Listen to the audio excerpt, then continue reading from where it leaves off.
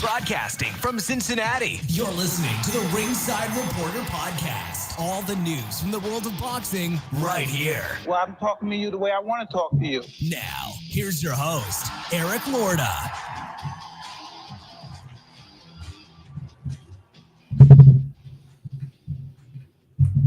And we are live. Welcome to the Ringside Reporter Show, where we talk about the latest boxing news.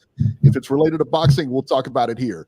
My name is Eric Lorta, and I'm here with my co-host, Joe Habib. We got a great show for you today. And if you want to start, ask any questions, 323-870-3857. And let's get started with it. The big one yesterday, my mind, could have been the fight of the year, right? Could have been the fight of the year, right? I was looking forward to this for months now. Well, for 11 days. Charles Martin versus Jared Big Baby Anderson. Let me tell you, Beeb, I don't know if you know this. I know you know a lot about boxing and everything like that. Do you know where Big Baby Anderson is from? I think he's from Ohio, isn't he? Right here in Titletown. That's right. Ohio's own, Toledo's own. Titletown, baby. Jared Anderson. And let me tell you what, that was a masterful performance last night. Did you watch it, Beeb? Did you even? I was mesmerized. I was mesmerized about how great he is. It was a solid like the next Ali. Like the next Ali. He easily, let me tell you what, I know for a fact now, after watching him last night, he knocked out Tyson Fury in sparring. Absolutely. That was the rumor, and you know what? I believe it. 100% knocked him out in sparring. Yeah, no question. He did it on the video game, sure. No, I'm talking about in sparring, baby. That's why he had to delay that fight against Wilder. We all know the story. Jared Anderson wins by unanimous decision. This fight wasn't even close, man. 98. 91, 99, 90 on both cards. I had the fight scored 99-90 also. Beep, how did you have it scored? I gave Martin 2 rounds. That was terrible. All right, I had it. 8-2. You were just being generous, or what were you doing? Because I could really only find one round to give Martin. What round did you give Martin? 5th and 6th. 5, 8, 6. You gave him the 6th? I did. Oh, that's terrible. Boy, Beeb was feeling generous. Feeling very generous in there, Beeb. I like it, though. I like it. Let me tell you what. Jared Anderson started fast here, man. He knocked Martin down to the 3rd round. He was able to dictate the action. I thought with his pressure, his pressure was really telling the tale at the beginning of the fight. Put a ton of pressure on Martin, and he didn't like it. And Martin, again, man, Martin took the fight on 11 days' notice. This was supposed to be somebody else. And for a former champion to take that fight and get in there with him with his experience and everything, I thought he did a pretty good job. He was able to cause some anxious moments for Anderson, though. In the 5th round, he wobbled Anderson and had him hurt. Could not put him away, though, but that was a big round. I tell you what, that was a big, big round for Martin. You could have argued a 10-8, but I didn't give him a 10-8. But, I mean, maybe you could have argued it. I don't think anybody really gave it to him, but he was hurt. He was hurt. Anderson showed a good chin, though. He showed good ability to hang on, compose himself. In the 12th round, right around maybe 20 seconds left, there were some more anxious moments as Martin landed some good shots toward the end of the round, had Anderson in trouble, but Anderson was able to get out of the round and win the decision. When those two things were not happening, we had it in the 5th round, we had it in the 12th round, Martin was able to land punches, but overall, I think Big Baby looked good, man. Those shots that he got hit with were a direct result of him pulling straight back. And when you watch this guy, it's not even that he backs up with the shot with his legs, but he leaves his feet in place and tries to pull, just pulls his upper body back. He's got to get that dialed in. I don't think there's any question about that. From here on out, he's going to be facing better competition. And Prince Charles Martin is pretty good, so they're going to be facing a lot better competition than Martin. So you got to get your ducks in a row on that one. And, the people watching us are seeing exactly what we're seeing. They're seeing that pullback. So they know it's a weakness for him. And so everybody's going to be keying on that too. He's a small heavyweight, doesn't seem to lack any real power, though. was able to put Martin down. And listen, Martin wasn't able to walk through his punches, so he was hurting Martin, controlling him, everything like that. He controlled him fairly well throughout. But my one criticism here of Big Baby is just that pullback. And that's something that, like, when you're first learning to fight, they tell you, they tell you don't pull back. You know, if you're going to retreat, then retreat, but don't like stand there and pull back like he's going to miss you. These guys are going to hit you. You know what I mean? They're going to hit him at one point or another, and you can get away with that here and there. You're not going to get away with it all the time, and you're not going to get away with it in the heavyweight division. These guys are too big. You know, the one bright spot to that is, though, I will say, he does do it occasionally, but it's not something he does all the time. But unfortunately, the times that he did it, he was made to pay for it last night.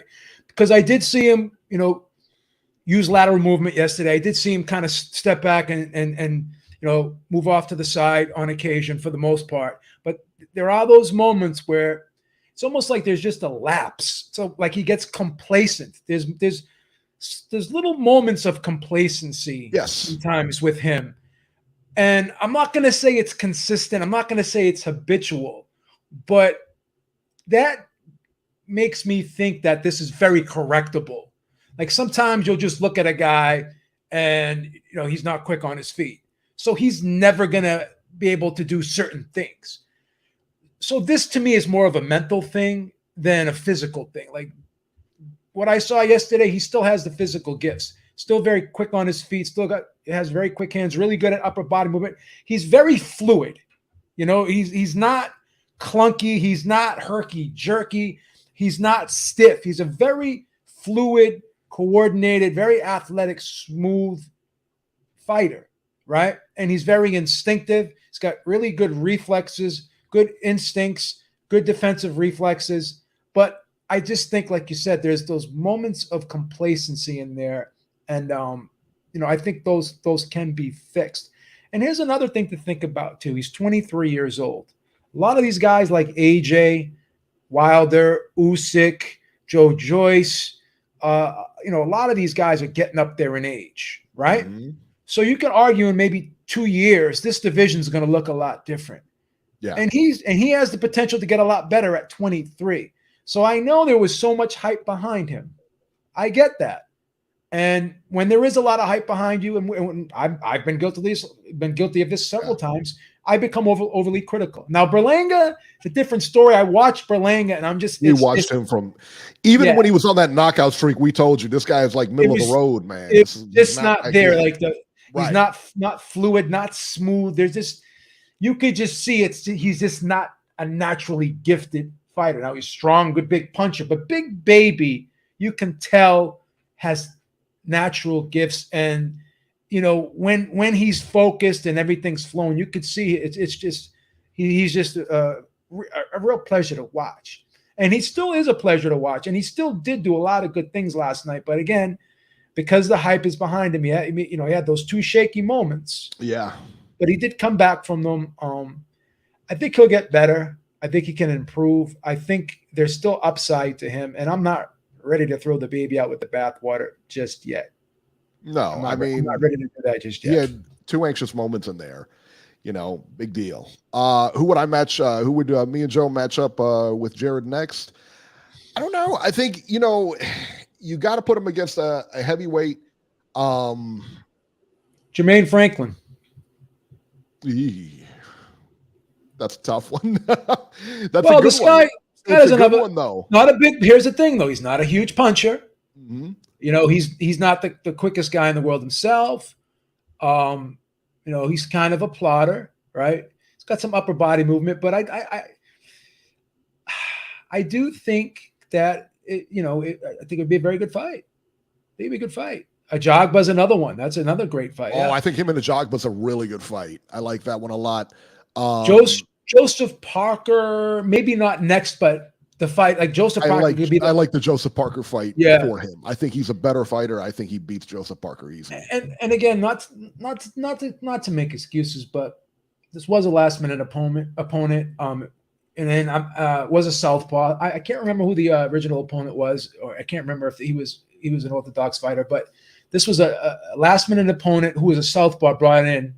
So it does kind of shake things up a little bit. And I will also say this was something I was thinking about, and I don't want to make too much of it, but there was a video footage of Big Baby talking to Roy Jones and discussing, the pressure of being a fighter. Why do they put that on tape? Why do they? Yeah, I was saying the same thing. Like, why they do that, man? Yeah, the cameras are around you. These are like offline conversations you want to have behind closed doors. You don't want people to in front of the camera. You don't want to show people any sort of weakness, or Yeah. So he also said that I don't want to be in this game long. So he's already looking for already at 23, making looking for an exit strategy, making an exit strategy plan. So that kind of troubles me a tad bit. Like I'm sitting there saying, like, is his heart really all the way in it? I don't know for sure, but it makes me question it a little bit. I don't think it's all that. You always hear people say, well, I'm not going to fight till I'm 40. I'm going to fight, when they're just starting out. I'm not going to be in there, I've got a very specific thing and then I'm out. I got 30 fights and then I'm out, or I got 10 fights. You know what I mean? You always hear that. I don't think there's anything to that. I just think it should have taken place off screen, not on screen. Yeah. I mean, when I was 23, I wasn't looking to, cash out my 401k or thinking about, the exit strategy, or like I wasn't thinking about my social security payments. Right now, before I go to bed every night, I'm saying to myself, am I going to wake up tomorrow? I don't even know. I lived more years than I got left. Yeah, right. I lived more years than I got left. But when I was 23, I wasn't thinking that. I wasn't thinking these things. I wasn't thinking about recalibrating my Roth IRA into conservative investments. I wasn't thinking these things. I'm still swinging for the fences with the Roth. I'm still aggressive. I don't give a fuck. The Roth, you might as well. We're right there, man. Yeah, so that's what I think about. I thought Jared Anderson did a good job, man. I thought he looked good. I think everybody was going to, because it was Charles Martin, everybody's going to draw the parallel to the AJ. Listen, there was a big difference in that AJ fight. Charles Martin was pretty young when he had that title. He didn't win, he got the title on was like a technical decision. The guy hurt his knee or something like that. You remember that? Guy blew his ACL. Out his knee. That reminded me, right? We were, when I told you I was in this 3-on-3 Hoop It Up championship, right? We were in the intermediate class, and we got paged to go to the court. We were in the final game. And I think we were like a minute late or something. And the fucking team that was waiting for us, like, oh, they're late. We went on disqualification. Bunch of pussies didn't want to play us. They don't want to play us. Disqualified? No, we didn't get disqualified. Did you get beat? No, we won. I showed you the Hoop It Up trophy. I've showed it to you several times. That's one of my. It's gonna be a family heirloom. I'm gonna hold that in there in my casket when I get buried. That's a freaking family. That's one of my greatest accomplishments. Watching that thing in my hands when I'm in the the pearly gates. That's right, man. Let's see here. I think that I tell you, I think he's still a ways away from a title. I don't think they're going to rush him anytime soon. Of course, he's still a ways away from the title. And you got to give him the benefit of the doubt here. What does he have? 14 wins now, or something like that? 14, yeah, he's still a ways away, but he's getting better. Yeah, but like I said, these are quick fixes. 23 years old. Who knows? AJ, Fury, Wilder, Usyk in 2 years, they could be gone. Yeah. Right? And then the division looks entirely different. And it's a whole different ball game. It's a whole different landscape. So who knows? He'll be coming in on the tail end of all this. Yes. And that's what you got to understand. And everyone has one of these types of fight. Look at Andre Ward coming up with the Darnell Boone situation. That he had a shaky moment there. He actually got knocked down. Hey, where's Darnell Boone from? Do you know? I heard he's from Ohio. I know he's from Ohio. He's from Titletown, baby. But he moved out of there. He doesn't spend much time there anymore. I saw that fight, man. I thought he pasted Andre Ward, but hey, that's just me. I can't even win. He only lived there for a couple of years. He moved out. Hometown, son. Hometown. Yeah, but he never goes back. He goes back here all the time. I All right, on the undercard here, Abdullah Mason versus Alex de Oliveira. Mason, if you didn't know, another Ohio fighter, won by second round knockout.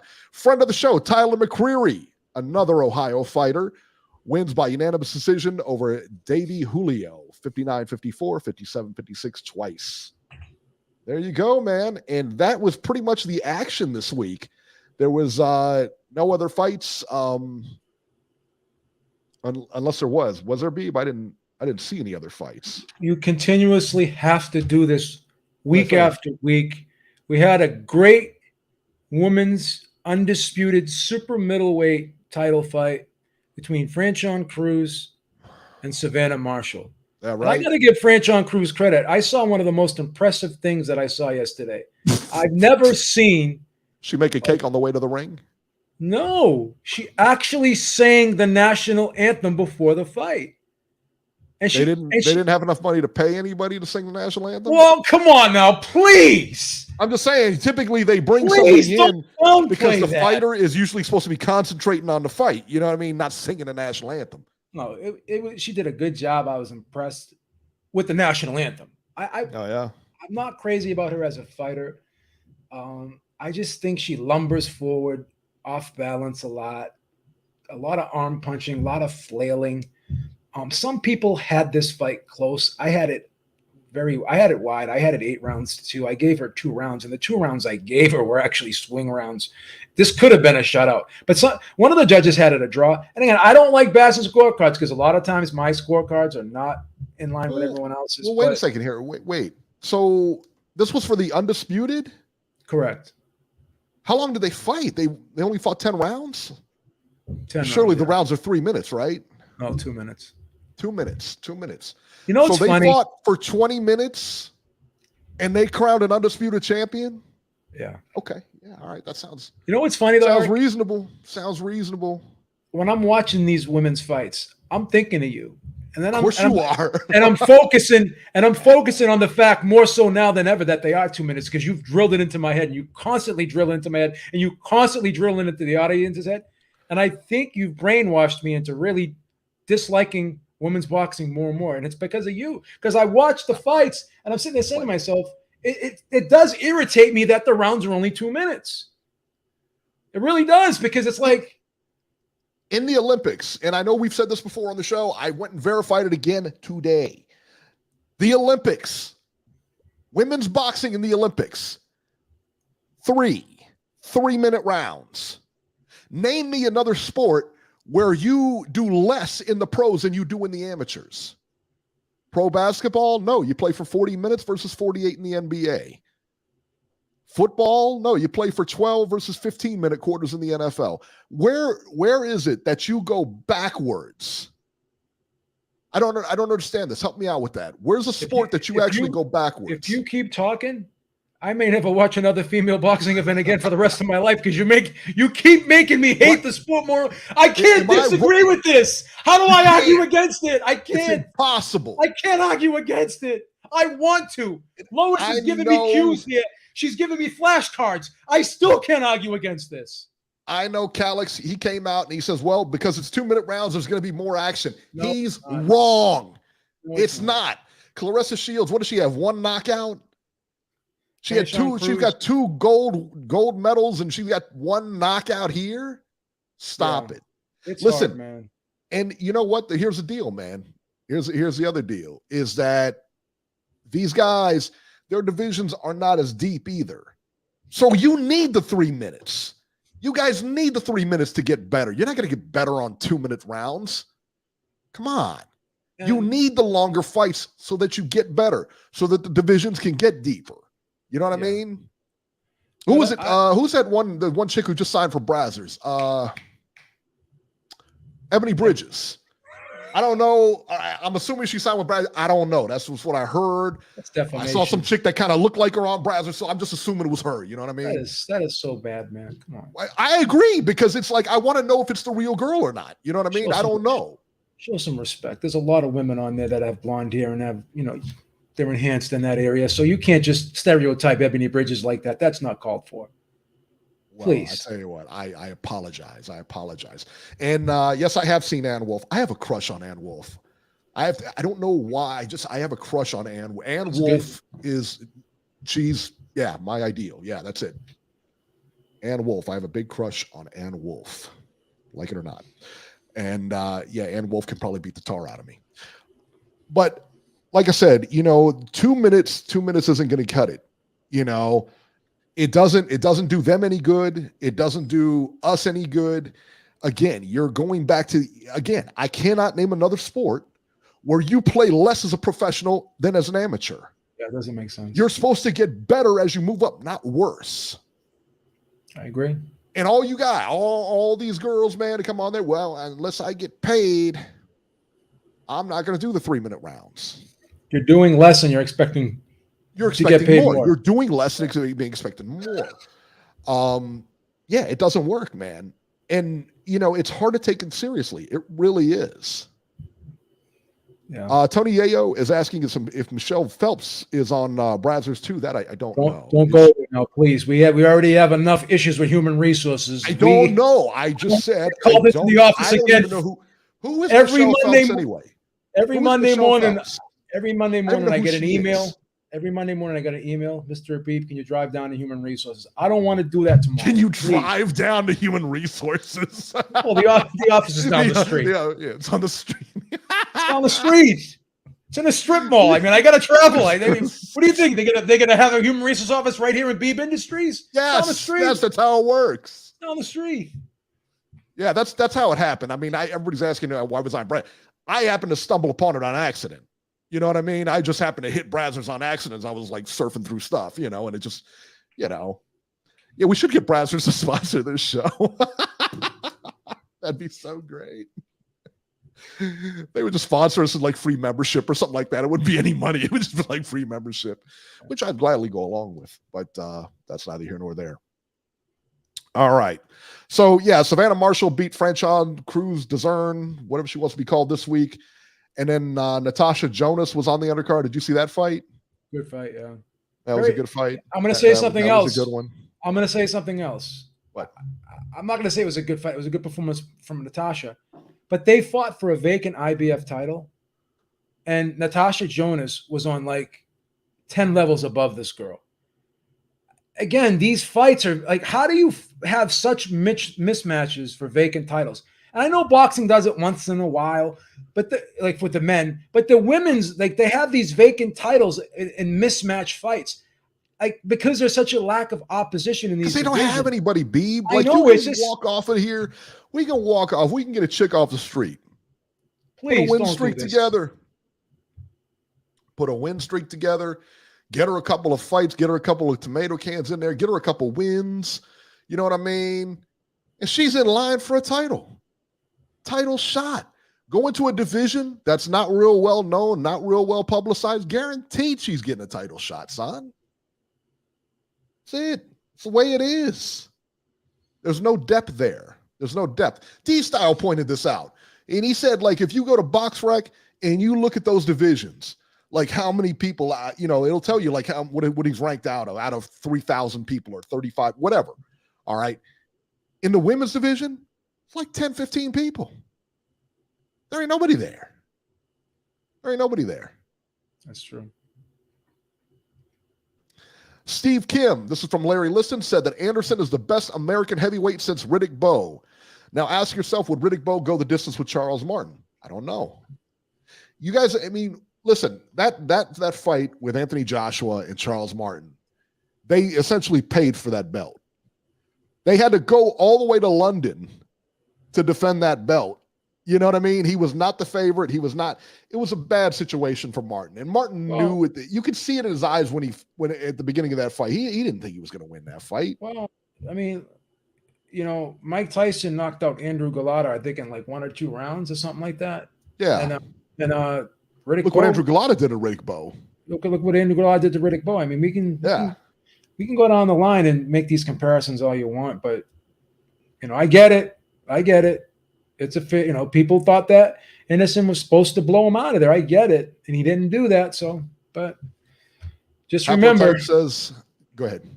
And I was going to say, just remember that, there's still time to get better. There's more fights out there. He like, look at Teofimo Lopez, how he had that performance against Sandor Martin, and then look what he turned around and did against Josh Taylor. So yeah, I don't know. I think it's just a little too early, man. It's a little too early to jump. Yeah, it's a little to count him out like that because he got hit.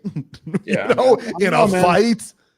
Haplotype says the guy that Mason fought, but they pulled him out of his taxi for sure. I'm sure Haplotype is a tough guy. I'm sure he could have beat that guy. Yeah, right. Everybody's so tough behind the keyboard, aren't they? It's so tough. Like I said, this is a tough sport, man. It's not easy. It ain't. I'm telling you, man. We try to call it like we see it, but all these guys at this level, at the level where Jared Anderson is right now, Charles Martin, they're all good. They are all good. I mean, there's levels and everything like that, but man, are they good. Yeah. We have no idea. No idea. All right, coming up next, let's see. Next week, July 8th on ESPN Plus, Luis Neri versus Froland Saludar, 12 rounds, junior featherweights. Also on July 8th on DAZN from San Antonio, Amenatas Stanowis versus Virgil Ortiz Jr., 12 rounds. So Stanowis is WBA regular welterweight title. You know what I'm going to say. I don't understand why there's a regular heavyweight title or regular welterweight title. They're fighting for all the belts on the 29th. Why do we have a regular? What are you talking about? What does that even mean? Preaching to the choir, brother. We have a regular champion. We have what? We have a champion. And then what? We have a super champion as well? Come on, man. Stop it. Preaching to the choir. Joey Diaz on that undercard versus Jerry Perez. And let's see here. Also on July 8th from Atlantic City on Showtime. This is the big one. Jaron Ennis versus Roman Villa. 12 rounds for Ennis's IBF interim. Here we go again. IBF interim title. So I'm anxious to see Boots again. I want to see him. I think that the 29th is the best thing that could have happened to Jaron Ennis. I really do think that's the best thing. Whoever wins that fight, it doesn't matter. They're going to fracture those belts. And they're going to go their own way. That's just it. And as soon as that happens, even if they do a rematch, it ain't going to matter because those belts will be fractured at that point. Because you don't need the belts at that point to sell that fight.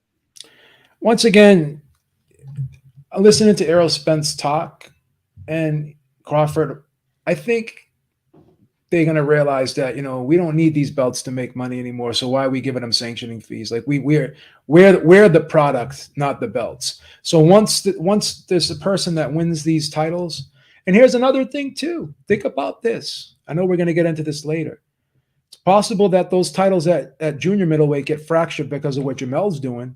Who's to say these guys don't go up and start, and maybe their rematch could be at junior middleweight for one of the vacant titles. Who knows?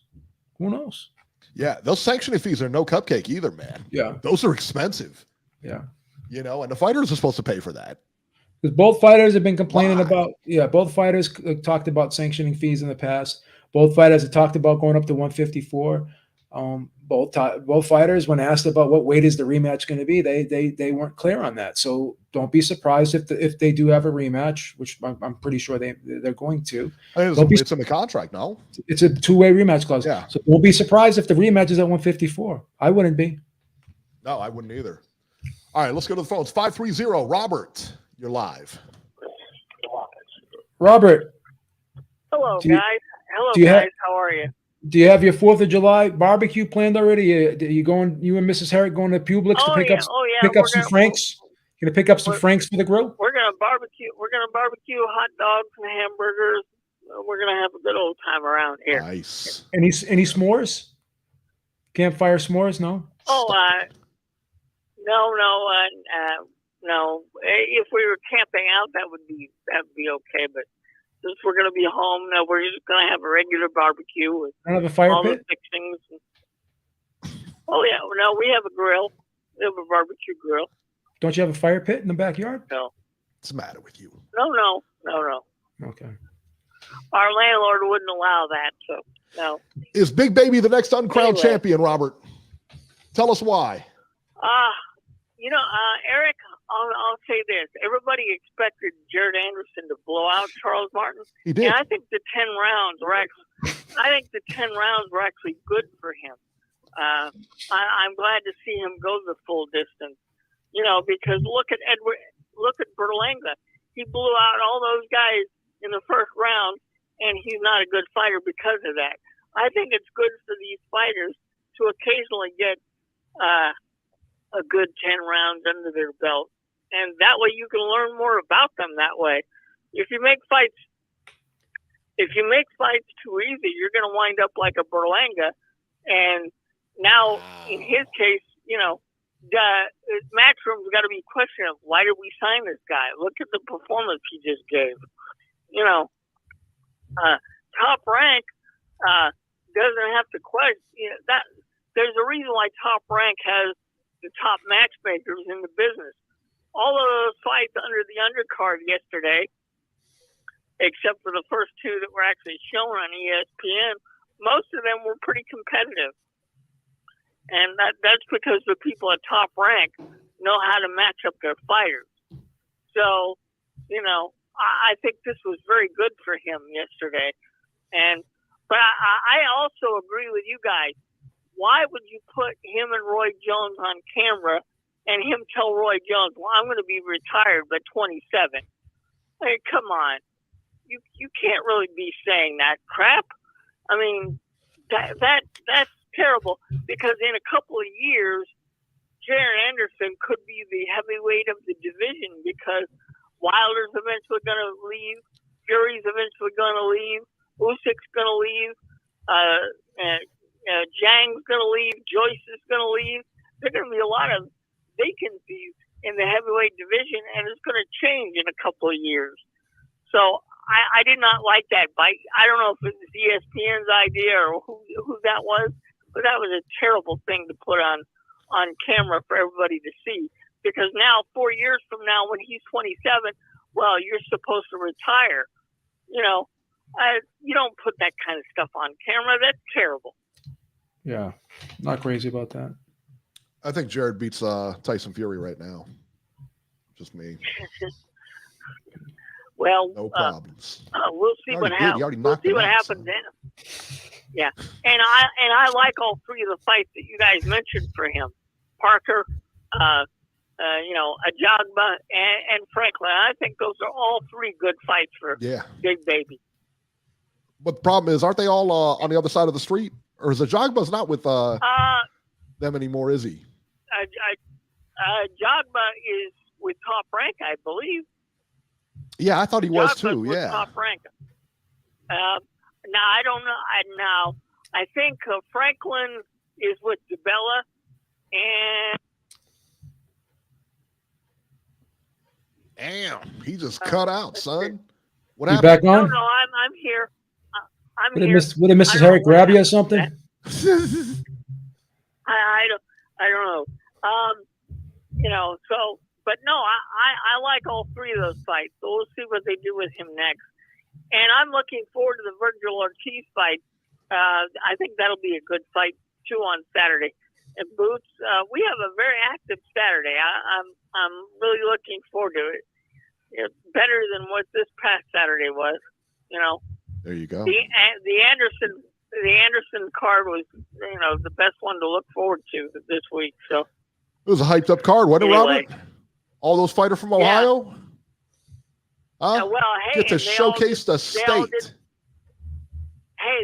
all did a good job, Eric. They all did a good job. They all won. That's what they do. That's what we do, baby. I know you guys are going to get into this later, but wow, I could not believe that Jamel is jumping up 2 weight classes to take on Canelo. That shocked the hell out of me. I didn't expect that. Yeah. You excited about that, Robert? I think that'll be a good fight. I think that'll be a better fight than the original Charlo, since the original Charlo, who everybody thought he was going to fight, hasn't fought in 2 years. Yeah. I thought the original, or the one he's fighting now, the 154, is that the one when did he last fight? About a year ago. About a year ago when he beat Brian Castano. But he's coming off a hand injury. Right. Jamal's been off for over 2 years, so it's kind of different. Plus, Yeah, he's been going through. Jamal's been out of the ring. Jamal's been out of the ring since June 2 years ago. Yeah. I mean, look, I know we all complain about the sanctioning bodies and all the fees that fighters have to pay, but what about a sanctioning body allowing a champion to be champion for 2 years and not fighting? That's true. I mean, it's not a good look. He should be stripped. He should be stripped. You know. Yeah, I agree. I mean, you have to defend your titles. You know. I mean, look, in these big fights like the Spence Crawford fight, they're complaining about sanctioning fees. Well, why don't you put something in the contract where that is automatically covered when you put these big fights together? That way it doesn't come out of the fighter's pocket. Yeah, the other brother hasn't fought in 2 years. The other one hasn't fought in a year. It's been over a year since that guy fought. Yeah, well, he hasn't fought in a year because he's actually injured. I don't know what the other. Yeah, well, you know what? Yeah, that's right. He's injured. Yeah, I want to see some X-rays there. I want to see some doctor's reports. Wasn't that what he was saying with Tony Harrison? Remember when Tony Harrison was injured? All he kept doing was crying about his foot. That's exactly what he said. But you know what? This is going to be good because Tim Tszyu will become the number 154 guy. I think that he's going to become the champion. I think they're just going to make him the champion. I'll be honest. Exactly. And he will wind up beating the other people that are left, and he'll be the undisputed champion. And trust me, I think Charlo took this fight with Canelo not only for the money, so he could avoid Tim Tszyu.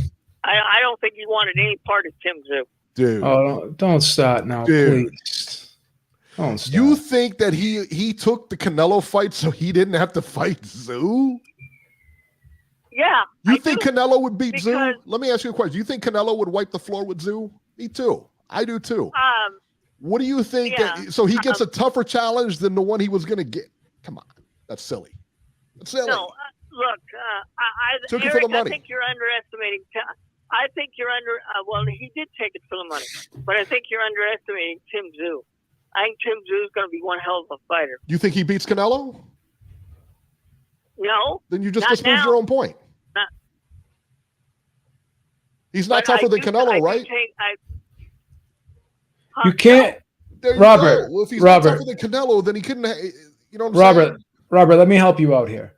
Yeah. Don't help him out, Beeb. Okay. When you made us bet on him lie in it. When you pass up a fight and take a tougher fight, it's hard to say you avoided the other fight and you went to the tougher fight because you were concerned about fighting the lesser fight. Listen to him. So the argument, at the very least, Robert, you have to understand your argument is a little bit flawed. Say it, I'm wrong. Could you make enough? Right. Enough? Well, I want it. I want it now. That's the first time he's ever said he was wrong live. That's the first time he's ever said he was wrong live. Make sure this is going to be a video short. This is going up. Video short. Look at it this way, guys. He look at it this way. He did take it for the money. I now look, when you're off the Canelo money, you've got to take that fight. But how does it look to the rest of the people in his division? Oh, wait a minute! Like he took the money. Like he really cares how it looks when he's sitting there taking a bath in freaking $1,000 bills. I'm gonna go sleep on my bed of money now. Hold on, let me see what these other dudes think about it. When he's wiping his ass with $1,000 bills. Give me a break, guys. He cares about that. He really cares about that. All right, Robert, we're going to get running, man. Let's go to New York. 917, you're live. Eric and Joe, it's Maestro. Maestro. Reporting live from a hotel room in Ohio. How do you like Toledo? Beautiful city. I didn't realize. Tons to do. What? Make sure you write off those expenses. I actually left Toledo, Eric. I'm actually in Cleveland right now. I'm going to be flying back to New York tomorrow. Even better. Even better. But I didn't realize everything closed down on Sundays in Ohio. Well, you're in the middle of a Bible Belt, son. I mean, we're religious here. We believe in God. You know, Sundays are the Lord's day for wrestling. It's our day too. Sunday is fun day over there. Come on. Sunday is fun day. I mean, it is. It was dead in Toledo, other than inside the Hutchinson Center, and it's almost as dead in downtown Cleveland. But I digress. Toledo is a dead town. Toledo, look, there's nothing ever going on there, man. Yeah, I mean, I discovered when I was there that it used to be a manufacturing center for glass, and that their two teams are minor league teams that serve Detroit major league teams. But look, the people there were very nice, and they really did turn out en masse for Jared Anderson. I will say, though, that I'm not that impressed by some of the refereeing there in Ohio, Eric. That's one thing that, all kidding aside, I think Ohio needs to improve on. Mm-hmm. You know, I was working the corner on one of the undercard fights on ESPN Plus, and you know, my guy was deducted a point in the most ridiculous way that cost them what would have been a majority draw. But anyways, it is what it is. This is what happens when you're fighting a hometown fighter with a hometown referee. It is what it is. But as for the main event, wait a minute. Look, let me hang on. Can I just jump in here real quick? So you're saying that your guy lost to our guy because of a hometown ref? Yeah. Come on, stop it. Come on. 100%. You think that 100%. We're not honest over here? In fact, honesty is like our policy, baby. In fact, Eric, three judges / referees that were brought in from out of state approached me later on in the evening at the fight hotel to personally apologize for the behavior of the Ohio referee. I'm going to need statements on that. I don't know. I'm going to need a little bit more to go on. We're going to need some statements. We're going to need some statements. We need some written statements. We need some depositions on that one. Yeah, it happened. I hear what you say, but I think we're going to need a little bit more to go on. My guy's going back to Columbia with a loss that should have at least been a draw.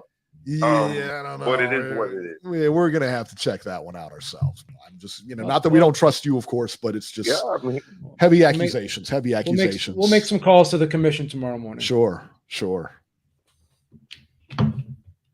Well, I mean, the commission people are actually quite nice, to be honest. My grievance is mostly with that referee.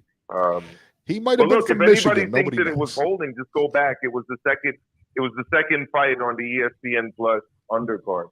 He may have been in town for the weekend. You don't know if he's an Ohio native. Let me know what you think. That's right. Yeah, I mean, you're sitting there blaming Ohio. You have no idea where that guy came from. Ohio. Is he from Ohio? Where? You don't know that. Did he show you his license? Somewhere. Where was he from? Did he show you his license? You don't know that. Yeah. Did you see his credentials? Did you peek a copy at one of his bills? So you have hearsay. We don't know. He was told, Beeb. That's hearsay. I mean, That's not a record. Were you able to view a copy of one of his bills that had his address on it? You don't know where this guy is from. Case dismissed. You don't know where this guy is from. I know for a fact that he's from Ohio. Okay. I know for a fact that the guy my fighter fought, his hometown is from Ohio. His promoter's from Ohio. And I know for a fact the shenanigans that they were doing for the fighter, which, by the way, Beeb, you're privy to because I told you this in a private conversation. But you can't make it public. Private conversations. Private conversations are not admissible in court. They're not admissible in court.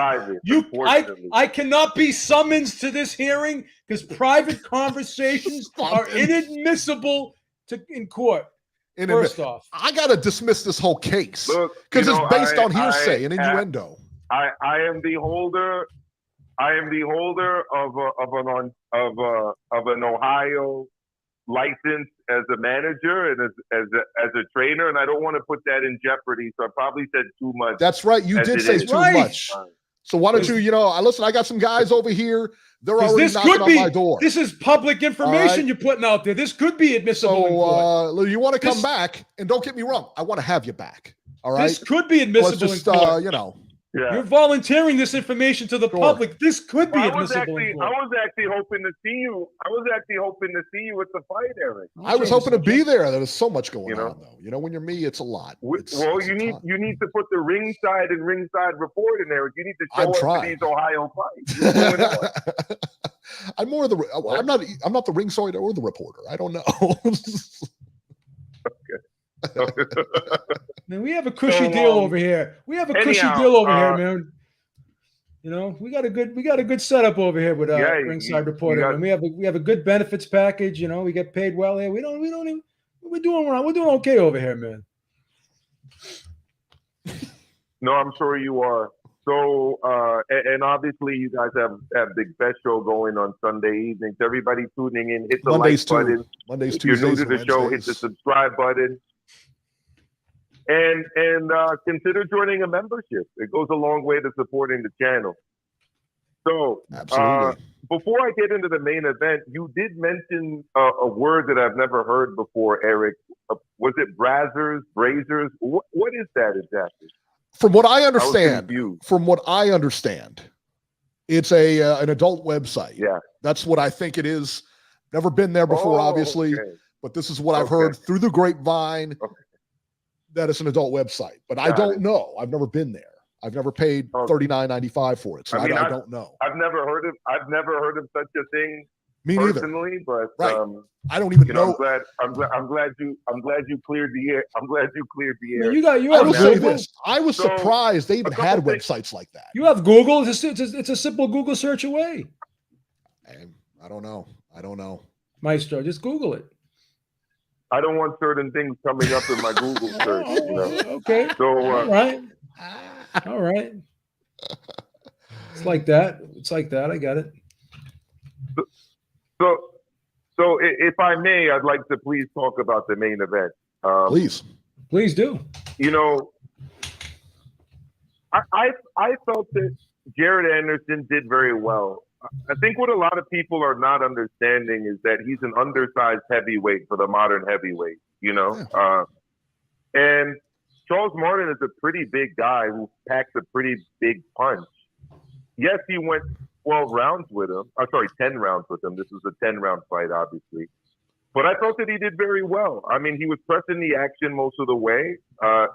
He clearly was focusing on the body and wanted to open Martin up to headshots, which he did. He did get hit a couple times, but you know what? This is heavyweight boxing, and when you're hit by a guy who's the size of Charles Martin, I mean, it is going to hurt you. I mean, Charles Martin, even in his losses, has put hands on people and has buzzed them, stunned them, et cetera, et cetera. I thought he did pretty well. You know, you're talking essentially about a guy who's 6'4" taking on a guy who's 6'7", a guy who's mostly known for his boxing technique more than anything. And I mean, how many rounds did you guys give him? I thought Charles Martin won 2 rounds. One. No more than that. I gave him 1 round. I gave him 2 rounds. I gave him. I gave him personally. I thought he won 1 round, and I was sitting there live. Obviously, you guys can check out my report on the Ring Magazine website. You know, I thought he did very well. The other thing that I thought was very good too is that he showed that he has the makings of being a star. He's obviously a star in his hometown. The atmosphere there was insane. You guys may have not been able to tell this, but on the telecast, but live, you could not even hear Mark Chinook over the crowd noise. They were that excited about this guy, and very loud. And we've seen what happens to guys when they fight at home under pressure. We saw what happened to Regis in New Orleans a couple weeks ago. We saw what happened to Josh Taylor against Catterall a while back. Fighting at home isn't easy. It takes a special type of fighter to look very impressive at home. Crawford has done it, obviously. Shakur Stevenson has done it, obviously. And personally, I felt that Jared Anderson did a very good job. He is a 23-year-old. He is a contender, right? And I think he does beat most guys in the division that don't hold belts. You know, you could say Wilder, obviously, Ruiz, probably. But, you know, apart from that level, I mean, what are we talking about? Jalalov? We saw Arslanbek on the undercard who, you know, steamrolled his opponent in 2 rounds, knocking him down multiple times. He could be a potential opponent. I didn't hear you guys mention Waleed. I think Waleed might be a guy that he could mix it up with and be successful against. And to be honest, I still wouldn't write him off against Joshua, where Joshua is right now, especially coming off of that performance against Jermaine Ortiz. So I don't know.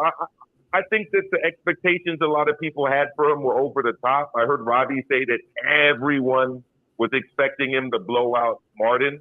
I'll be honest, nobody that I was hanging around with, you know, trainers, managers, people reporting on the fight thought that Martin was just going to lay down in a couple rounds. So I thought he did reasonably well. Do you guys think that he underperformed?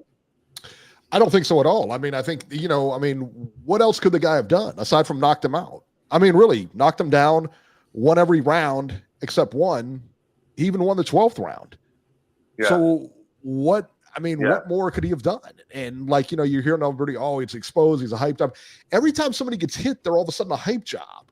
Yeah. If they don't have a perfect performance out, and you got to look at it a little bit different than that. You know what I mean? It's true. Sly Tendencies, thank you so much. He said, give Jared a break, people. He's on the come up. I agree. He's on the come up. Yeah, I agree. And the other thing too, look, there's this expectation that obviously a lot of boxing fans have that fighters are just supposed to be willing to die for this and, you know, give up brain cells and potentially expose themselves to CTE later on in life. You know, I don't necessarily have a problem with a fighter wanting to get out of the sport in his late 20s.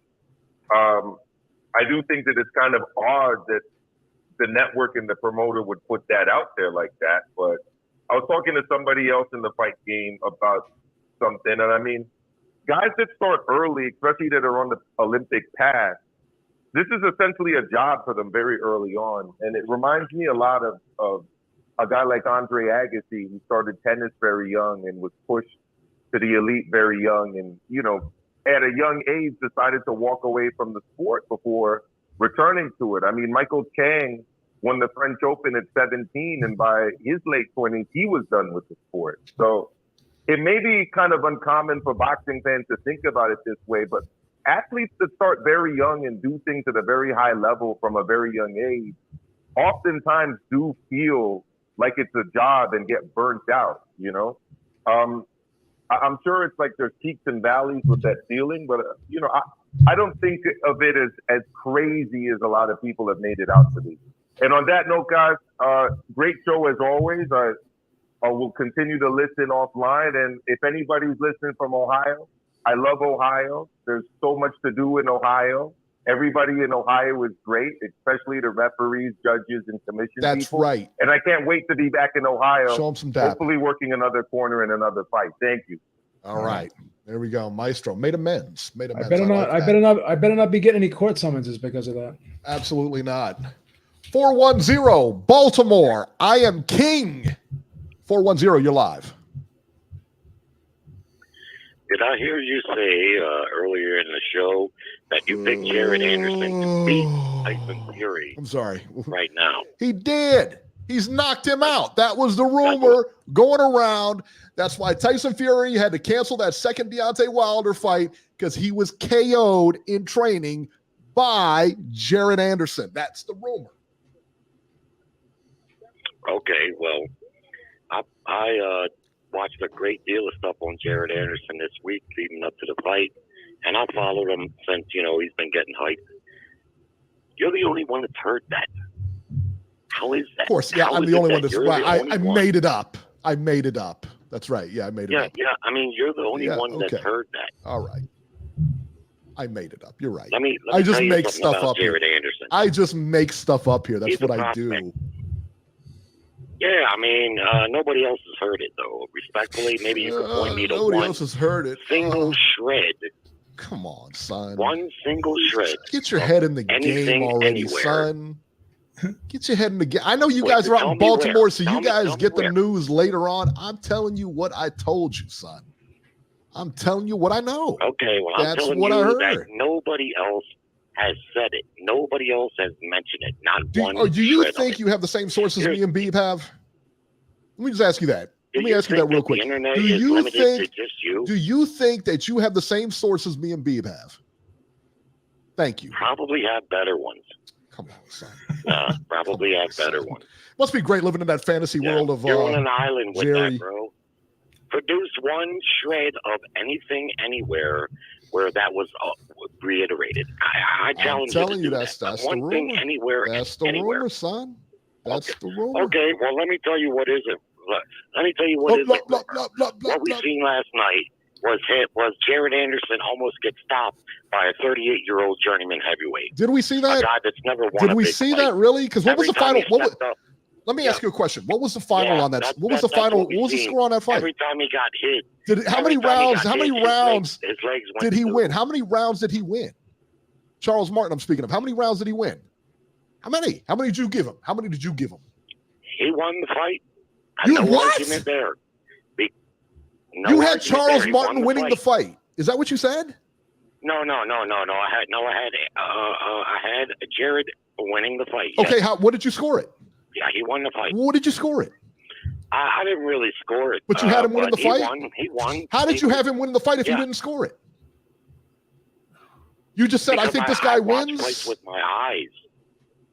I just think this guy wins. With my eyes. How many rounds did you give? I wish I could ask you how many rounds you gave Martin, but you didn't score it that way. But I gave him 1 round.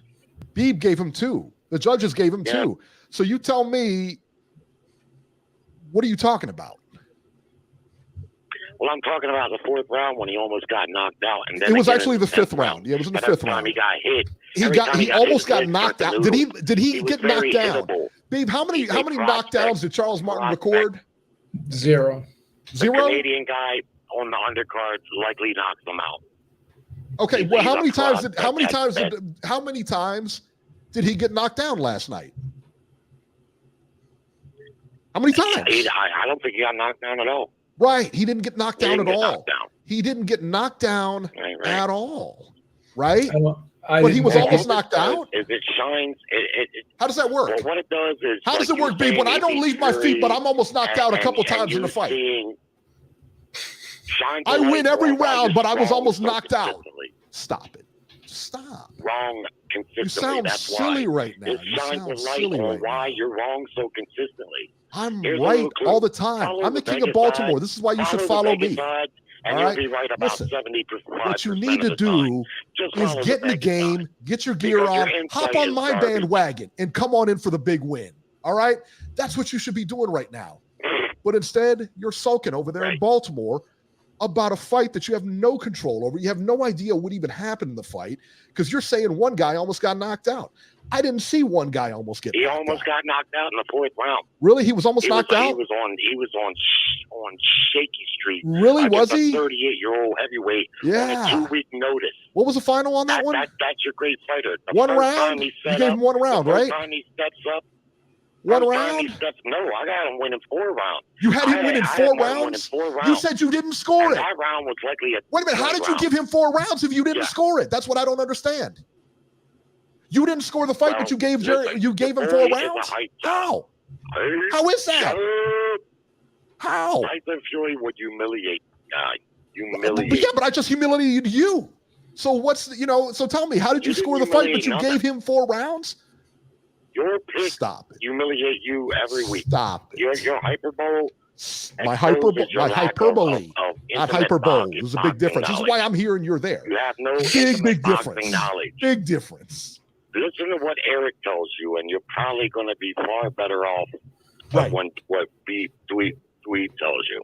All right. Do you have anything else of note to tell us? Because I got to be honest, this is boring. It's boring. Okay, yeah. Why is he taking shots at me? I didn't say anything to him. I know you didn't say a word to him. I didn't say one word. He's taking shots at me. What did I do? I'm just sitting there listening to this guy.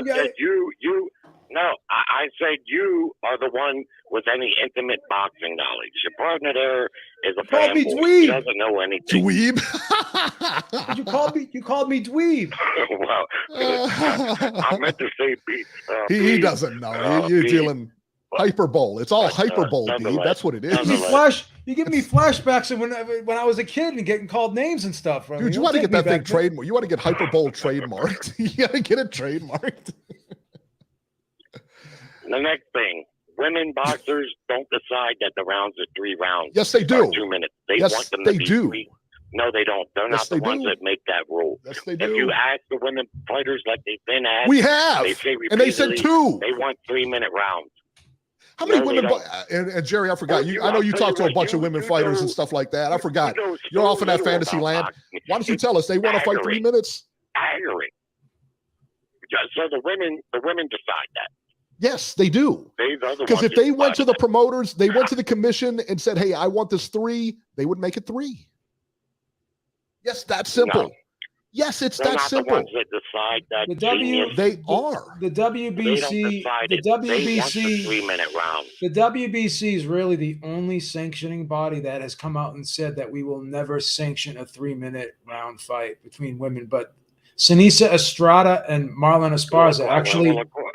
No, let me finish. Sinisa Estrada and Marlon Esparza actually fought a fight with 3-minute rounds because they both agreed to do it. Ooh, what about that? So it has happened. Hey, Jerry. Hey, Jerry, what about that, huh? Yeah, the fighters. Hey, Jerry, what happened with that? What about that? The commission. What about that? Yeah, what about that, though? What about what?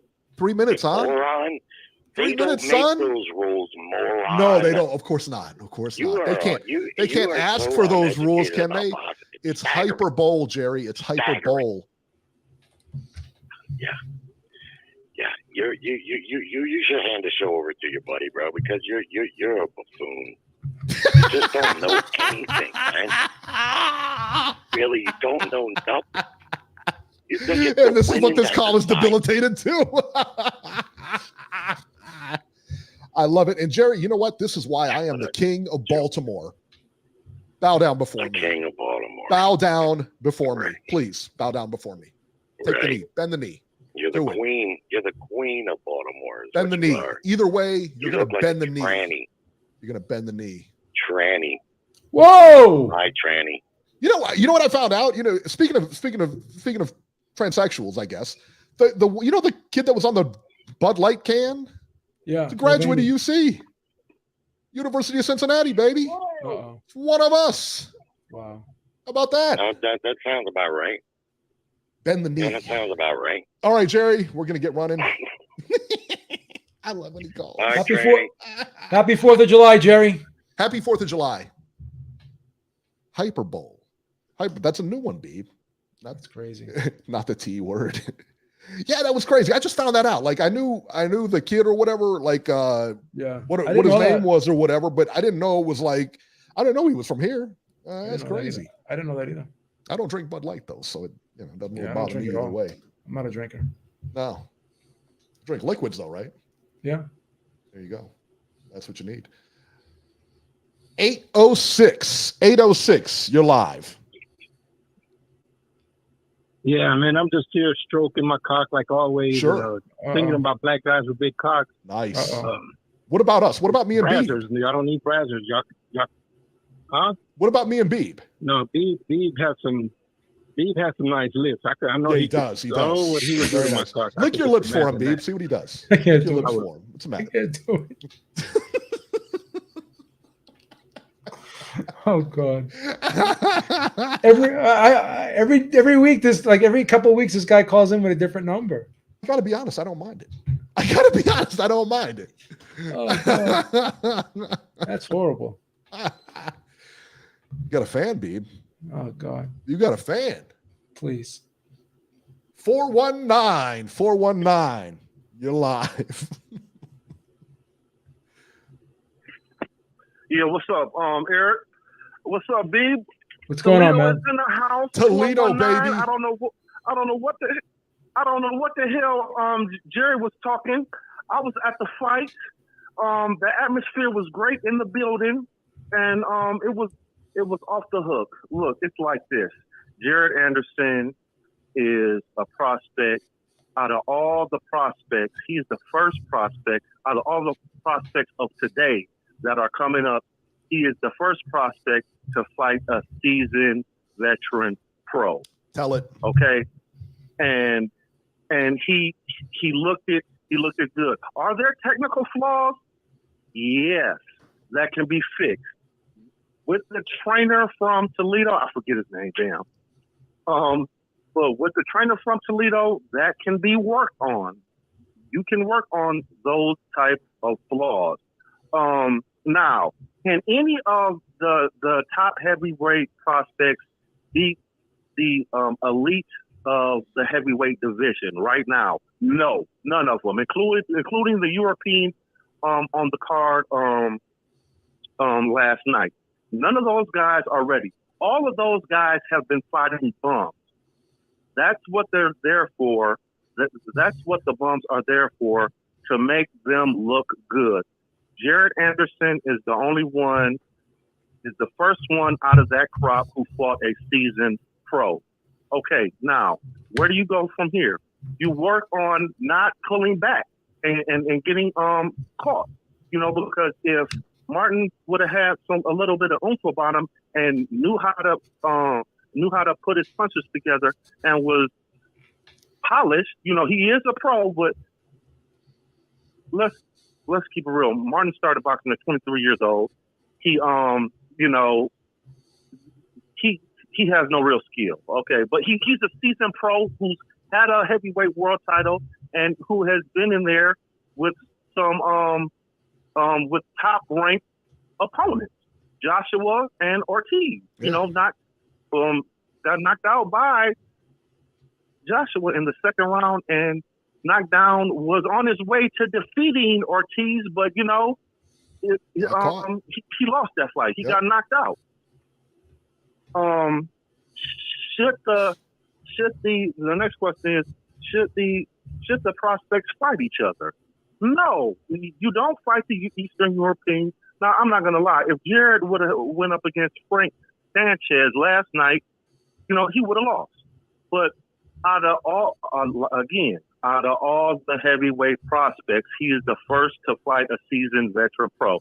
Now, I can see Jared, you correct his mistake. I can see him getting there and beating Ortiz. Ortiz is old. Maybe Dylan White. I wouldn't want to see him in there against Joseph Parker or even, how do you pronounce his name? Hussein lost to Hargovich. I wouldn't want to see him against him. I wouldn't want to see Jared or any other prospects against your top level heavyweights because, you know, they're not ready. You know, none of them, even the Eastern Europeans, all these guys are fighting bums. Okay. With that said, the women's boxing, what's her name? Marshall and Derzon Cruz. That was an ugly fight. The Shields fight was way more entertaining. DAZN made it ugly. Marshall won. And I still don't see anybody beating Cruz, not even Shadisha Green. My disappointment of the night was Jahi Tucker. I was really disappointed he lost. It should have been at least a draw. You know, was he Puerto Rican? I think so. The fighter he was fighting, I think so. He should have. He was flipping shots, but you have to return. And when you flip those shots like that, sometimes Tucker wasn't punching. You have to, you know, return those shots, fire back. You know, don't just slip. And you know, this is not the amateurs. So that's what I was disappointed about. I'm sick of people saying, "Oh, well, Jared Anderson, this prospect will beat him. That prospect, I heard somebody even say, well, Torres will beat him. Torres doesn't even have 5 fights. If that, you know, again, I'm going to say it again. None of these guys are ready for the top elite heavyweights. They're a work in progress. Now, what a lot of people are concerned about is Jared Anderson's mental. I still didn't see it yet, but I guess he went on that interview with Roy Jones and was crying and saying he wants to only fight until he's 27 years old. You guys were talking about that earlier. If you're going to be in the game, this boxing game is for the long haul. Now, if let's pretend a sober Mike Tyson would have did everything he was supposed to do and retire in 1994, that would have been okay. But you know, that's a fucking unreality dreamland. We're not getting that. Out of all the prospects, I don't know where to rank them, but Jared Anderson is in the top 3. He is in the top 3. Now, where to put him, I don't know, but he's still learning. And people who don't watch boxing, oh my God, oh this and that, and oh he was in. This dude would have beat him. And he fought a seasoned pro, people, a seasoned pro. So that's all I have to say. I thank you guys for listening to me. And Eric, Ohio. We how do you say it? Title Town, baby. Title Town, baby. That's what it is. Beeb always loved to talk. I catch you from through the week from time to time. I know you see me there, so y'all be cool. Happy 4th of July. Raphael 32. Oh yeah, let me tell you this. Check me out on Bernie the Boxer live call in. Maybe it was like 2 Thursdays ago. The title is Crawford Punk's Derek James at the 24:57 mark, and it's very, very great content that's out at the 24:57 mark at Chat and Beeb and Eric. Check that out. It's really good. He goes on for about we talk for about a half an hour, and it's really, really good. Check it out. Good stuff, right, man. Thank you, brother. All right, thank you so much, my friend. You too. Take care, man. All these are good calls come from Ohio.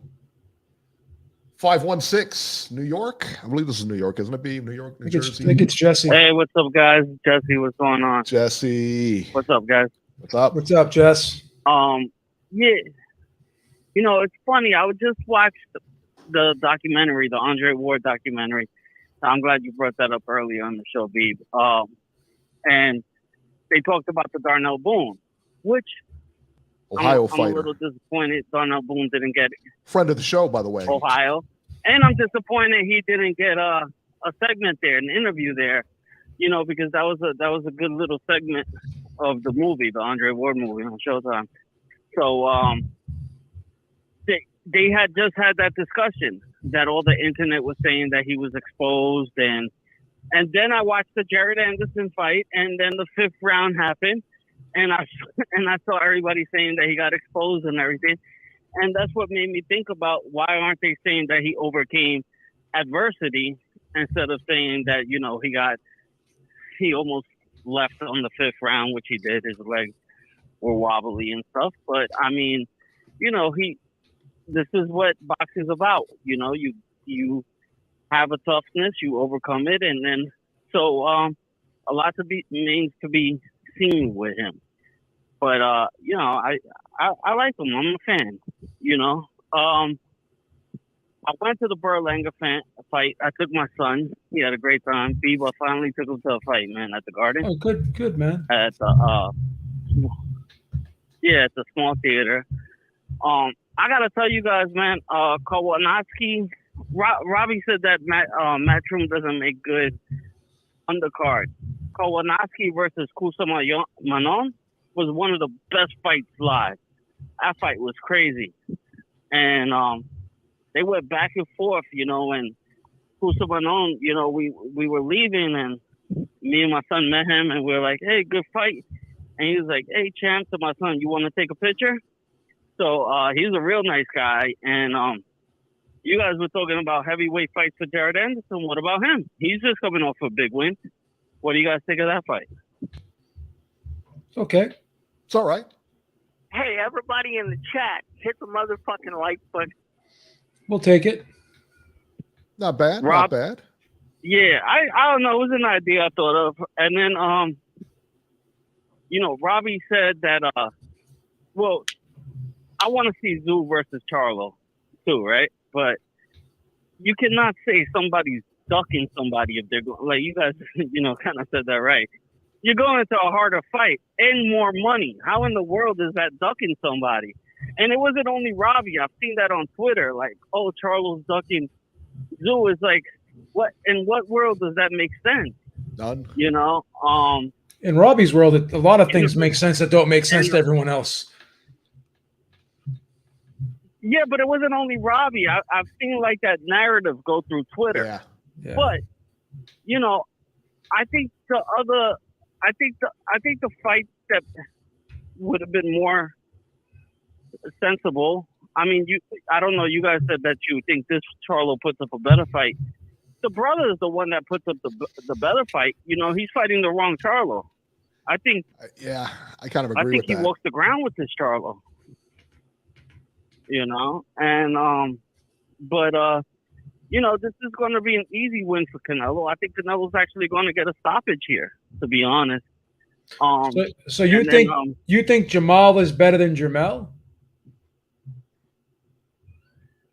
Well, yeah, and he fights at that weight class.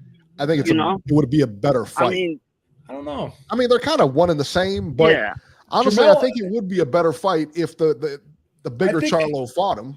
I think the perception is because Jamel fights at 154, but So what's going on? Okay, so let me ask you this. The one guy he hasn't fought because of a hand injury, a so-called hand injury, whatever. What about the other Charlo who hasn't fought in 2 years? What's going on with him?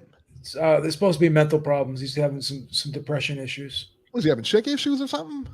A lot of things going on. I can't really reveal it. What do you mean you can't reveal it? Like you're sworn to secrecy or something. Like you just took a ginger shot at his house and said, "I'm not talking about anything." What are you talking about? I promised I wouldn't say anything. Shut up. No, I heard he's going through some issues with some depression. I think he got 99 problems. Yeah, he's got some problems. All right, Jesse, we're gonna get running, man. Thank you so much. Let's go to 760. I believe this is California.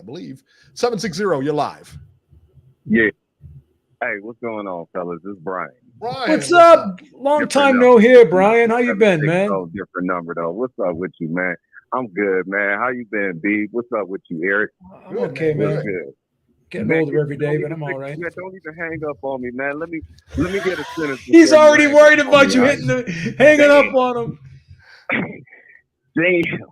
He like, oh shit. I go, oh damn. Man, you was ready. He's got his finger over the freaking over the hang up button. Yeah, he ain't no joke, man.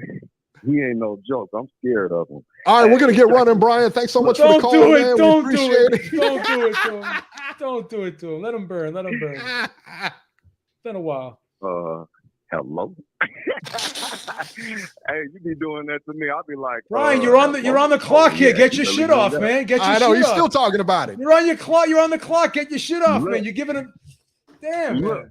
Okay, let me talk. You guys always taking up everybody's damn calls with your thoughts. Let me say something.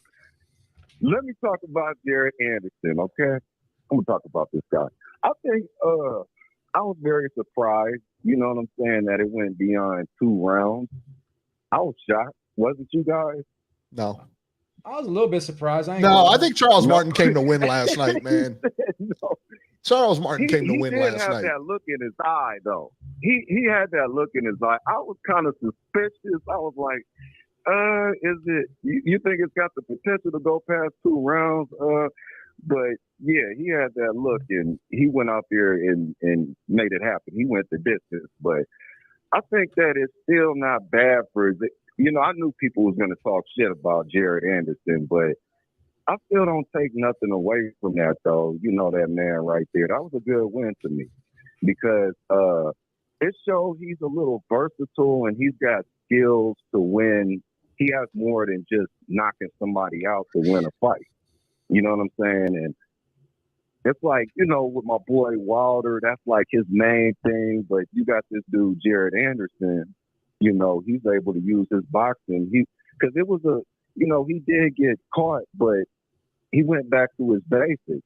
I mean, he started using the jab and, using angles again. And I mean, you guys agree? Yeah, I think he made adjustments. He made adjustments. Yeah. He made adjustments in the fight. Yeah, I think he was good. I think he's pretty good. You know, to me, he's pretty good. And, you know, I don't think he can beat Tyson Fury. Who said he could beat Tyson Fury? Eric. Me. Oh, okay.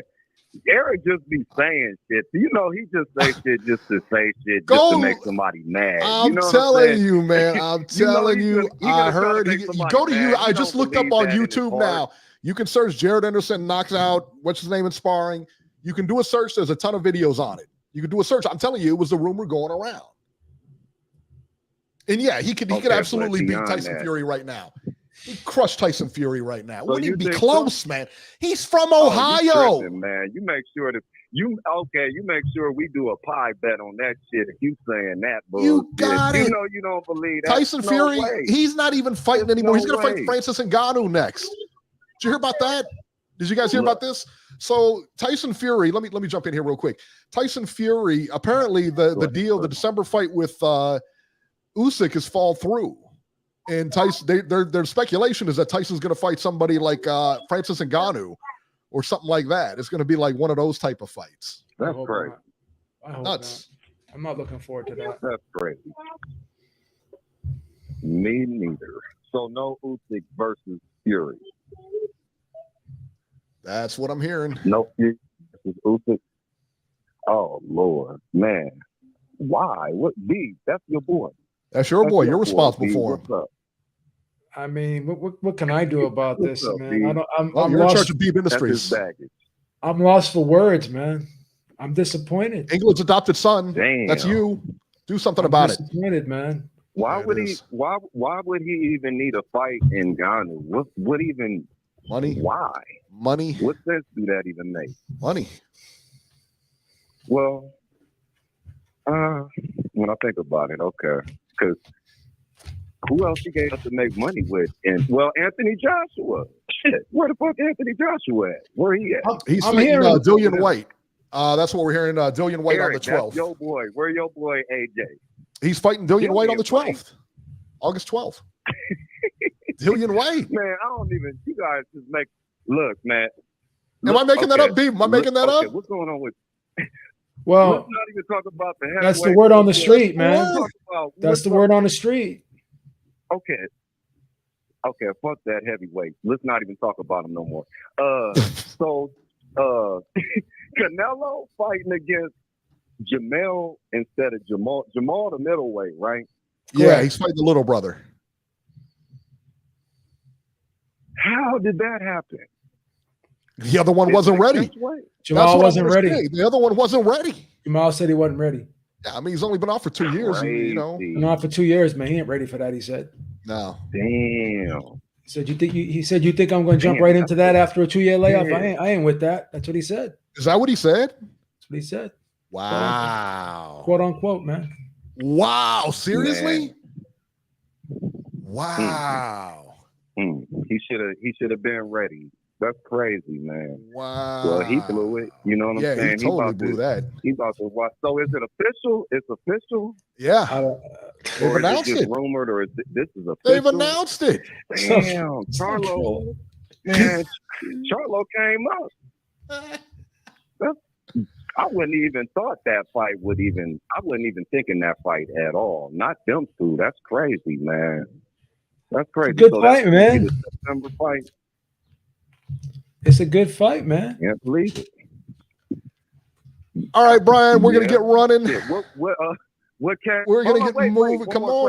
Let him finish one thing. Let him finish one thing. I feel one more just because of Beeb. That's it. That's the only reason. Let him finish. It's been a long time since he's been on. Come on. Look, Eric. Look, man, Eric. You doing me like this? We go way back, man. Way back. Remember?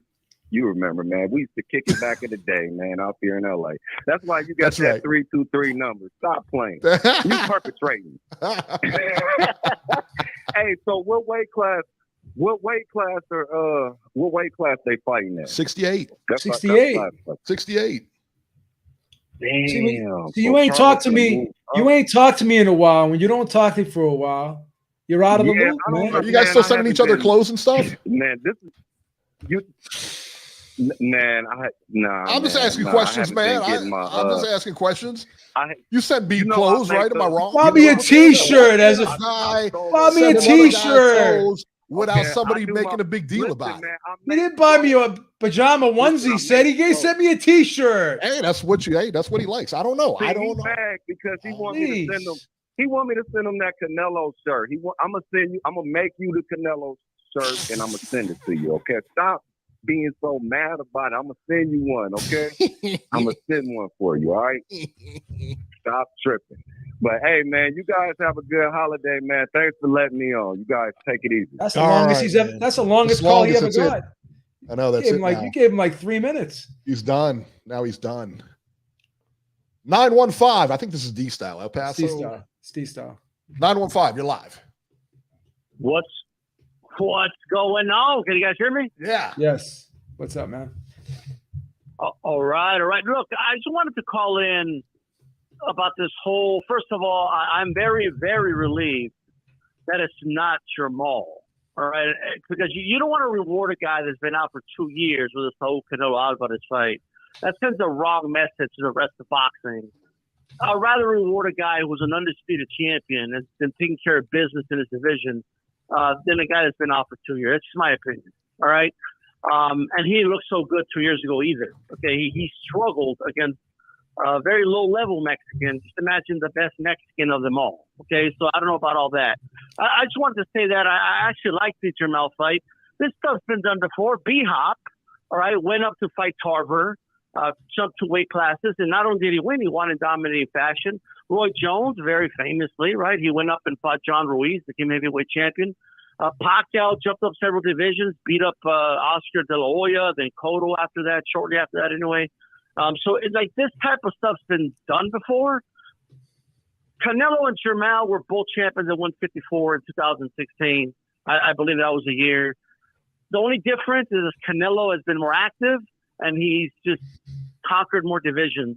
I don't buy this whole Canelo's this huge guy. He's going to make little Jamal move up. I don't buy any of that. If anything, Jamal might even be – we know he's taller than Canelo, that's for sure.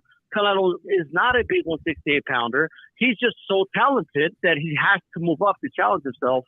But now, he hasn't been the bigger guy, quote-unquote, since the Khan fight. Like, give the guy a break. He's been the smaller guy. Fight after fight after fight, and people want to make a big deal because he might not be the bigger guy in this fight. That's just my opinion, right? But with that aside, I do feel for Tim Tszyu, and I could confirm this very confidently. I did an interview with Tim Tszyu's manager, Glenn Jennings, and I already knew a lot of this information, but I wanted him to come on to do the interview so he could give it to everybody else. Tim Tszyu's team was led to believe that this fight was just imminent and ready to be announced. That's my issue with it, all right? That they were led to believe that everything was agreed to, everything, all right? They had already agreed to the fight before, so it was not that difficult negotiating it. The rumors that were coming out saying, Tim's team, they want to take it to Australia. Not true. That was never true. They never wanted to take it anywhere. They said, same deal we agreed to last year, this different date, let's go. That's what it was. And I guess in the 11th hour, we all know what happened. So Canelo Alvarez needed an opponent. He needed a Charlo. He had 2 of them. One of them wasn't ready or whatever. So he went ahead and gave Jamal Charlo the golden ticket. It is what it is. However, I don't blame Tim Tszyu for calling out Jamal because he's waited over a year for this. Their fight got postponed because Jamal got, first of all, when they first booked it, it was 7 months out. Like, that's ridiculous, okay? So he had to wait 7 months to get his title shot, and then 2 weeks before the fight, Jamal gets injured allegedly, all right? And I'm saying allegedly because that hand healed quick once he got the call from Canelo. He answered that phone with the same hand, no problem. But what I'm saying is, all right, allegedly his hand was injured. Tim Tszyu stayed busy, said no problem. They had Jamal, the broadcasting team, talking all this stuff and saying they were going to do a fight, blah, blah, blah, blah, blah. So all I know is this. All right? I'm not saying us, like me or some random fan. Okay, I don't know what we could be saying, Jamal ducked. But if Tim Tszyu wants to say this motherfucker ducked me, I think he has a right to say it, given the circumstances, given the way they were led on. Okay, they were played in this situation. All right. Now, I will say, I have every reason to believe that Jermell was going to fight Tim Tszyu unless he got this Canelo call, right? Because the only thing they were waiting for was an announcement. Well, there was an announcement. It just wasn't Tim Tszyu. But I just want to put it out there that Tim Tszyu has every right to be pissed off in this situation. And it's as simple as that. He has every right to feel how he feels. Now, what he does next, I think the right thing to do is strip Jermell. Strip him of the belt. I don't have a problem with you going up there and getting your payday, but you're going to get stripped. And I think Tim Tszyu should fight, I don't know, a Mendoza, the Russian cat that's supposedly in line for the WBO. There's different guys he could fight. He could become, the new undisputed champion in that weight class. That's what they should do with Tim Tszyu. There you go. There you go. All right, D-Style. We're going to get running, man. Thank you so much for the call. B, Thursdays. Hey. Tell us what goes on Thursdays. Thursday, 7 p.m. Eastern time. The roundtable will be on my channel this week, and it'll be on D-Styles the week after, every Thursday, 7 p.m. Eastern time. Make sure you check it out. We alternate weeks. I do 1 week on my channel. He does 1 week on his channel, and we have a variety of different panelists every single week. The latest boxing news, rumors, and topics. I love the show because we got a ton of different people on there each week. You guys got a ton of different people on there each week, and you all have good opinions. And some of the things that you think is going to go status quo don't. They don't always go like that. People have differing opinions on it, and it's always good to get the different perspectives on things. Yeah, it's not an echo chamber. Right, and which is what we like. So awesome. It's a great show. You guys tune into it. If you guys like what we're doing, right? If you guys have been being entertained for the past hour, 2 hours, whatever we're on here for, go ahead and give us a thumbs up, man. It really helps our rating and it helps us. So just give us a thumbs up. We don't ask for any money or anything like that. Obviously, if you want to send some, go ahead. But otherwise, just hit the like button, man. Let's see here. Let's go to the news and rumors. So Canelo Alvarez set to face Jermell Charlo, not Jamal. And this is scheduled, from what I understand, Beeb. ESPN is quoting September 30th as the date, not September 16th or like that weekend or anything like that. So yeah. I found that a little bit odd, but okay, that's fine. Some people are saying it's because of the UFC date, but then others are saying it's trying to give Jermell more time to get ready because he's, been laid I think off. That's probably more. I think that's probably more it. And I think that it's cool that he gave him that couple of weeks or whatever to do that because he didn't have to do that. Correct. But were you as shocked as I was when it didn't turn out to be the other Charlo? But either Charlo, I mean, if you combine it, one's been out 2 years, the other one's been out a year. Yeah. D-Style made a lot of great points. And I said this myself. If I want to be real here, in my opinion, I think Canelo isn't really even a full-fledged super middleweight himself. This guy could probably still make middleweight. He's a very small guy in comparison to the other super middleweights. Every fight he's fought at super middleweight, he's always been the smaller guy, right? And you could argue that both Charlo brothers are the same size. We've been saying for the longest time that we believed Jermell was going to move up anyways. Now, obviously, we didn't think he. We didn't believe he was going to be moving up to 168. We thought he was going to be going to 160, but both Charlo brothers are like 6 feet, 6'1". They're both big guys. They both can carry it. They're both bigger than Canelo. So both powerful.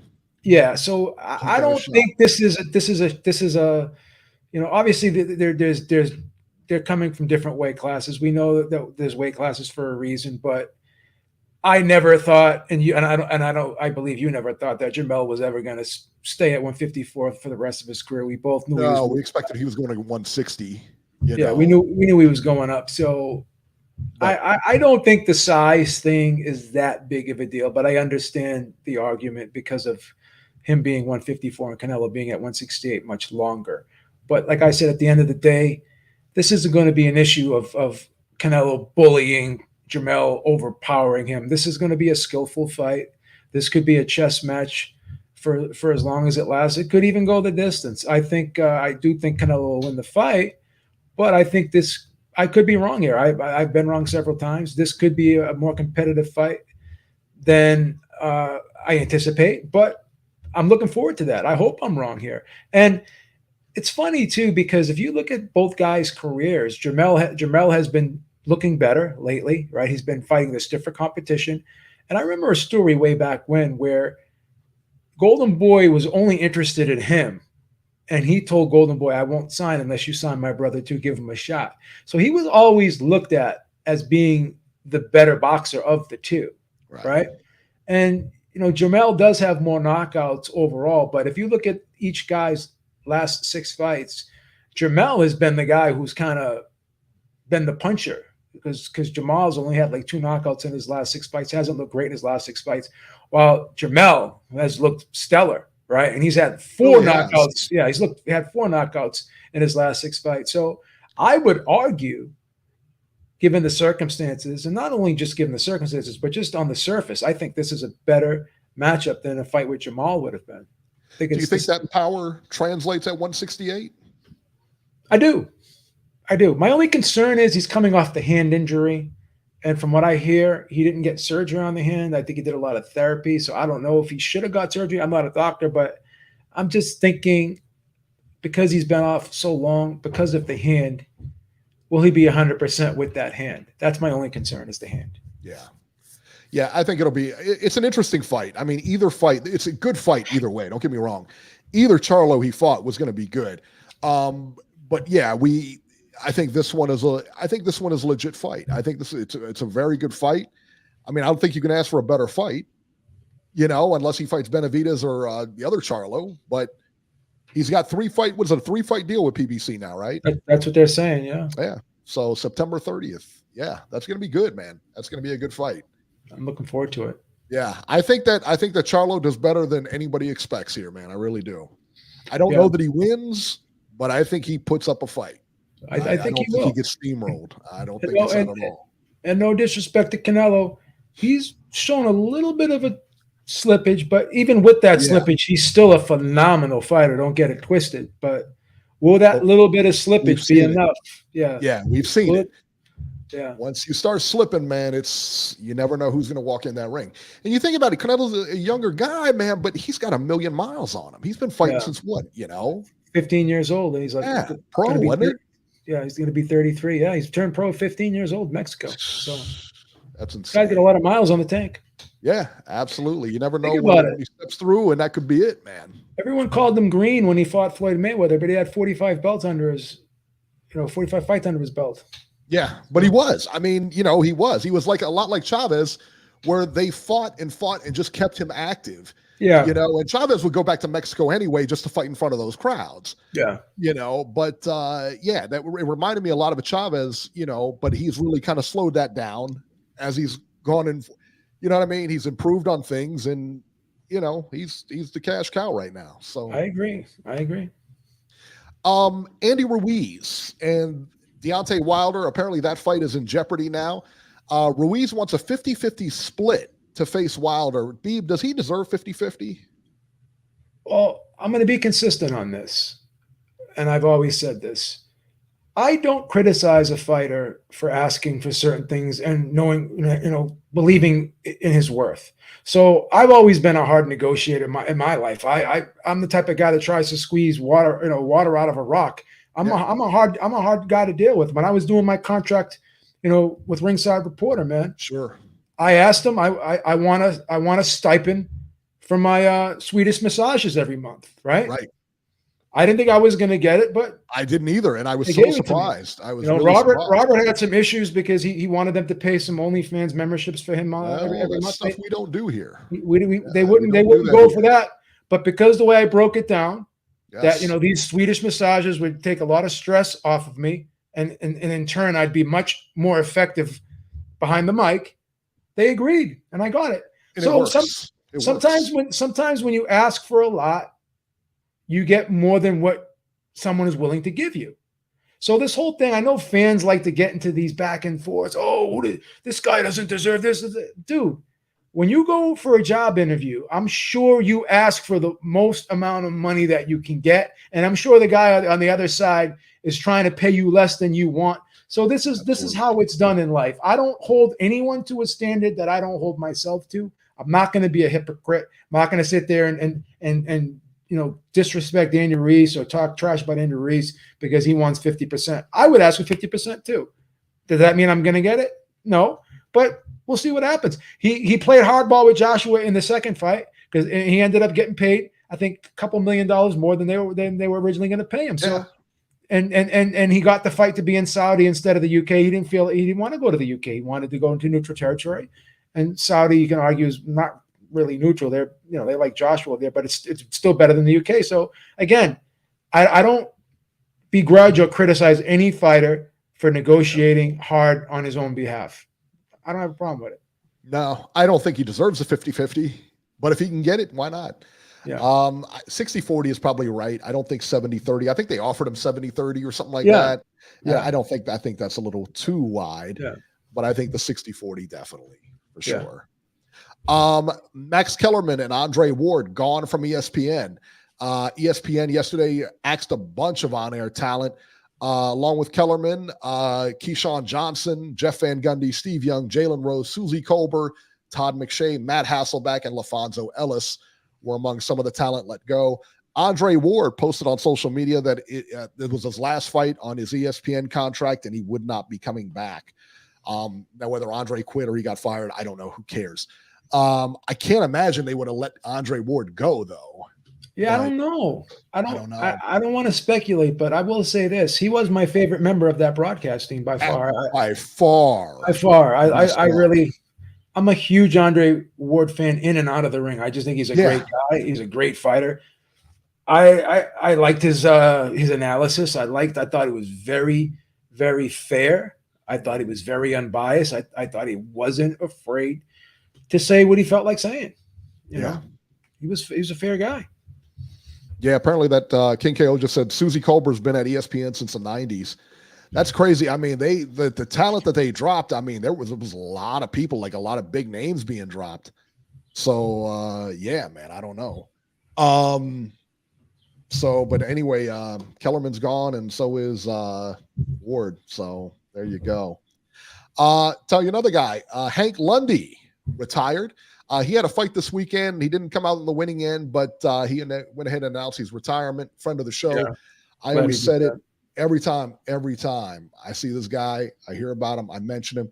He should have been one of the biggest stars out there, man. He just promoted. I don't know. I always felt he was promoted wrong, but hey, man, what are you gonna do? But he had a good career, man, and good for him, man. I'm glad he's hanging it up and gonna enjoy life now. And Dillian White has signed an agreement to face Anthony Joshua on August 12th. Beeb, you like that fight? I do. I think it's a good fight. I think both guys have kind of declined a little bit, but I think because of the history, I think the way the two styles match up, I'm curious to see, because White has a way of getting in Joshua's head. He gets him riled up. Maybe Joshua will be a more aggressive than he has been in these last couple of fights, and we could get a shootout. There you go. Could get a shootout. Yeah, I wish it was a different fight, but you know. Let's go back to the phone. 757, quickly. 757, Virginia, you're live. Yeah. Hello. Yes. Can you hear me? Yes. Yeah. Hey. So I want to talk about the Josh Taylor fight. I mean, not the Josh Taylor fight, but the Jared Taylor fight. It was a good fight. You know what I mean? Like I said before, like every prospect, every top level fighter who top competition, they're entitled to a tough fight. You know what I mean? Like when Tyson Fury's position, he got dropped by Steve Cunningham. I didn't hear all of the energy about him. 3 years. All right, we're sorry. We're going to have to cut you off because your phone is going in and out. Let's go to 708, Illinois. You're live. Hey, what's up, Joe and Eric? It's me, Callie from Chicago. Hey, what's happening, man? How you doing, brother? I say it was a hilarious show, man. Hearing somebody call you trans today Welcome to my everyday, you know, I tell you what. That's a human resources issue, but go ahead. When I first started watching, I didn't understand why you guys were so mean to Robert, but today I truly understand. The thing, little Charlo ducking Cynthia, come on, man. But he has the right to feel any way about. Who has the right to feel any way about somebody ducking him? But come on, he's just crying. And last night, the Jared Anderson performance, to me, a homecoming performance, but to me it was a bad performance. The way he was out, he wasn't out on his, but he was a little out on his feet in the fifth round. It just wasn't. To me, it wasn't a good look. And also, him and Roy Jones crying in the beginning, that was just. I just don't agree with ESPN put him out there like that with that crying stuff. Yeah, I agree with that. I think he'll regret that. But. My last question really is you, Beeb. I don't know if you saw the intro, so when Jared Anderson came in, but how would you rate the rapping in the beginning of that for the walk-in? I'd give it probably maybe a 6 on a scale of 1 to 10. It's all right. Oh, I thought you could have done a better job, to be honest. Well, I appreciate that. I mean, I'm very well seasoned. I mean, I can't expect everyone to be on my level. Right. I mean, yeah. I mean, let's face it. If it's in a bottle, everybody be drinking it. You know. I mean, I've been in many ciphers in my day. I mean, I can't expect regular people to be on my level. I've battled with the best of them back in the day. You guys have a good one. All right, man. You too. Take it easy. All right. And that will do it for this edition of Ringside Reporter. As always, you can catch Joe Habib on Twitter at jhabib1. Find our YouTube channel at ringsidereporterlive.com. And you can find me on Twitter at ringside73. And we will see you guys next week. Have a safe 4th of July. Also, before you go, we will be back next week, I believe at 11 a.m. Just stay posted, subscribe to the channel so you know what time we're coming on, but maybe a early one next week. But we'll be on, so don't worry about it. Guys, be careful 4th of July, all right? Don't do anything stupid. All right. Have a good one.